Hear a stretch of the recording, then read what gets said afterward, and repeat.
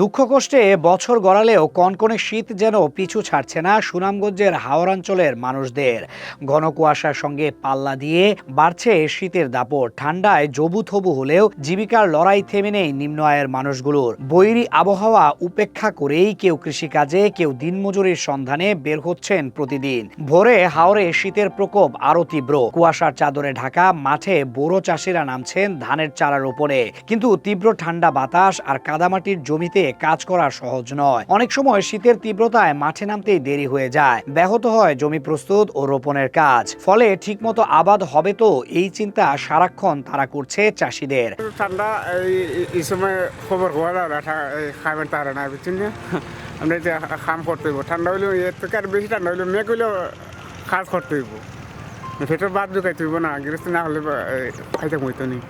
ঠান্ডার কারণে অনেক সময় আমরা আবহাওয়া হতে যাইতে না, বাড়ি থাকতে হয় এমন প্রচন্ড ঠান্ডাওয়ালায়। হাওরের মাঠে যেখানে শীতের সঙ্গে লড়াই, শহরে সেখানে শীত ঘিরে ভিন্ন এক চিত্র।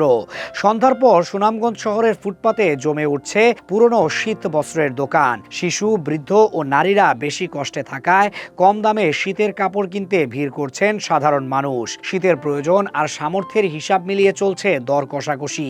একই সঙ্গে শীতের আমেজ ছড়িয়ে পড়ছে খাবারের দোকানগুলোতেও। ভাপা পিঠা, পাটিসাপটা আর সিদ্ধ ডিমের দোকানে বাড়ছে ক্রেতার ভিড়। পাটিসাপটা সঙ্গে শুটকি, শস্য, টমেটো কিংবা ধনিয়া পুদিনার ঝাল ভর্তা, সব মিলিয়ে শীতের সন্ধ্যায় ফুটপাতে তৈরি হচ্ছে আলাদা এক উৎসব মুখর পরিবেশ।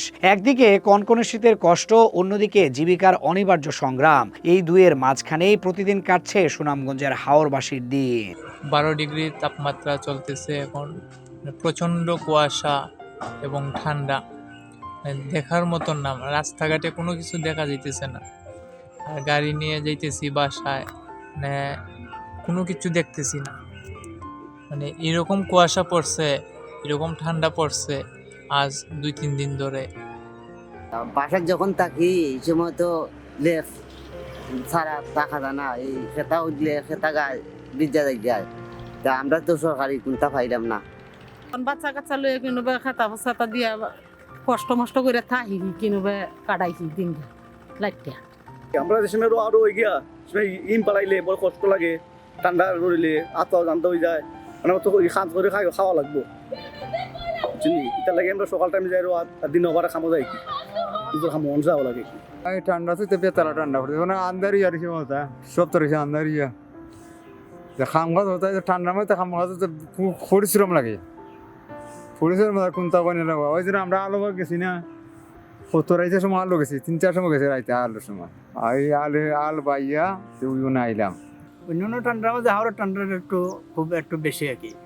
এটা মানে যে সময় আমরা পানিতে নামিয়ে এই সময় পানিটা খুব বেশি ঠান্ডা লাগে। সেও মনে হয় ঠিকতে পারছে না, খান বান্ধেও ঠিকতে পারছে না, বাড়ি যেতে হচ্ছে, সেও আগুন তাবাইতে হচ্ছে। এখন আরও খুব বেশি ঠান্ডা।